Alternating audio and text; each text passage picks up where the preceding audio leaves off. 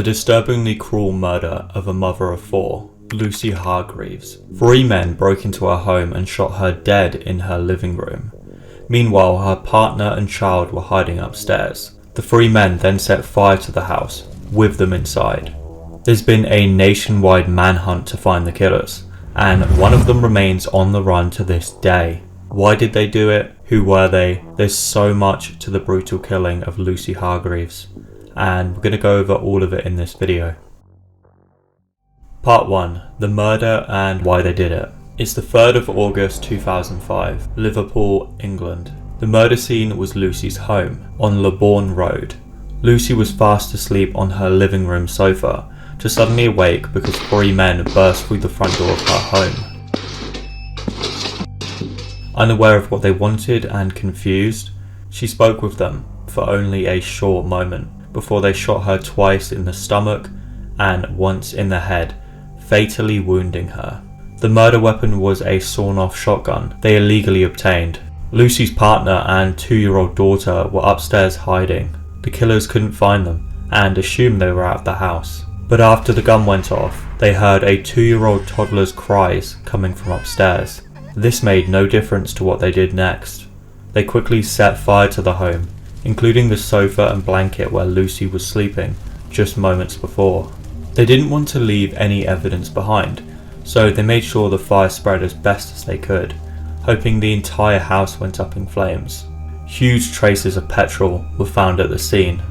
Lucy's 2-year-old daughter and her partner, Gary Campbell, managed to escape the burning home by jumping through an upstairs window.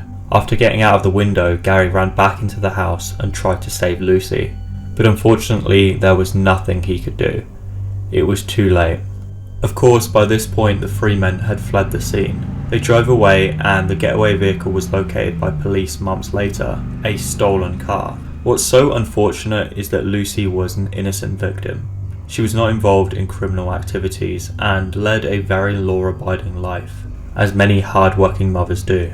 So why would 3 men break into a mother's home, shoot her and set fire to her? What was the motive? Well, here's where things get interesting. It was a mystery for quite a while and detectives couldn't quite figure it out, until they discovered that Gary Campbell, Lucy's partner, was a passenger of a stolen car that had hit and killed a 4-year-old boy back in 1993, 12 years before Lucy's murder. In 1993, Gary denied he was in the car at the time and avoided any prosecution, apart from a supervision order, which isn't a huge punishment. After the attack on his home by the 3 men in 2005, he confessed in court that he stole a car along with 2 teenage friends in 1993, and they hit and killed 4-year-old Kevin Downs. Gary said he was not the one driving though. Gary knew immediately this attack was related to that fateful moment in 1993, because this isn't the first time people have taken poorly to it. Gary was in prison for a separate offence years prior to the attack, and he received death threats. He said, 4 people came into my cell when I was on my own. They said I killed a kid. There was words going around that there was a contract on my head. I was moved to another wing. And at trial, Gary said nobody wanted to kill Lucy. They wanted to kill me. Part 2. The search for the killers. The search for the killers of Lucy Hargreaves still has so many unanswered questions, even 20 years later. Merseyside police received a number of calls after a BBC Crime Watch appeal about Lucy's murder, and this soon led to police catching 2 of the 3 men involved in the killing. But they've withheld an incredible amount of information regarding this crime. There's so many news articles about this, yet so many of them never mention the names of the 2 males they arrested. I thought this information was being withheld from the public, and for what reason I couldn't say. In certain murder cases the killers' names aren't revealed. The most common reason is because they're underage. I thought this could be why, but I kept researching. Then I came across a 2007 article from the BBC which named the 2 men as Tony Downs, a 20-year-old male, and Kirk Bradley, a 21-year-old male. Recognise the first name? Tony Downs is the brother of the 4-year-old killed in the crash in 1993. The 2 men were of course questioned by police and were soon charged with the murder of Lucy Hargreaves. Fast forward many months At trial, both of the men were found not guilty due to insufficient evidence, so they were both let go. But this case was far from over. Both Tony and Kirk put a whole lot of blame on the third party, Kevin Parle. I believe this really helped them escape the guilty charge, because it was so easy for them to say Kevin did this or that, and they couldn't prove otherwise, or hear Kevin's side of the story. And this is where things get even more mysterious. Kevin Parle is someone very familiar with criminal activity. He's been in and out of police stations for years for many unsavoury activities. But what stands out most on his rap sheet happened in June 2004. Kevin was arrested in connection with the murder of a 16-year-old boy, Liam Kelly, who was shot dead over an alleged £200 debt.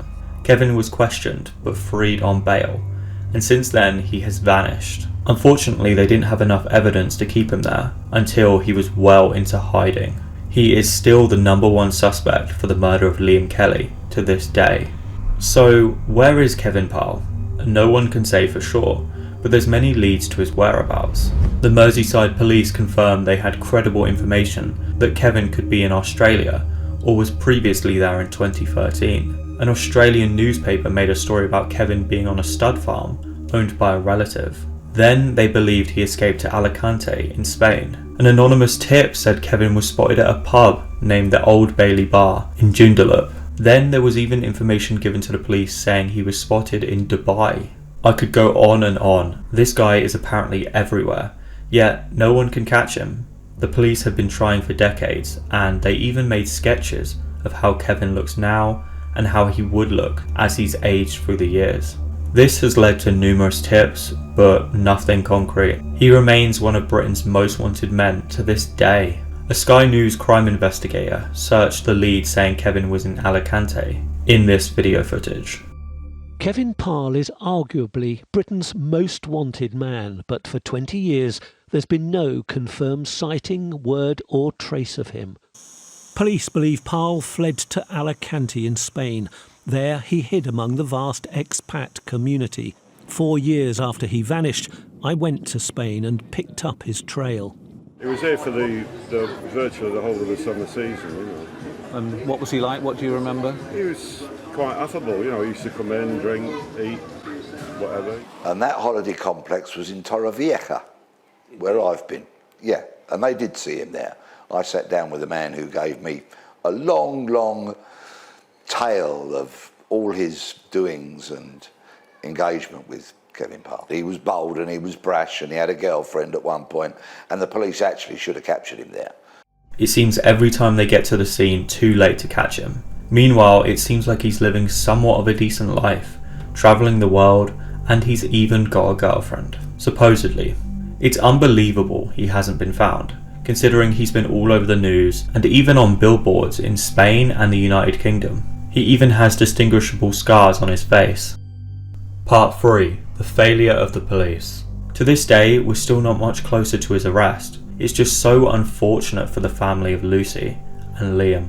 2 out of 3 of the men were caught in relation to Lucy's murder, and no justice has been served. Even worse, the 2 men that were caught and let free in 2005, Kirk Bradley and Tony Downs, have been extremely busy in recent years. In Merseyside, they've committed more crimes than you'd believe. They're now known as Liverpool gangsters and have attacked many of the public, including children and elderly.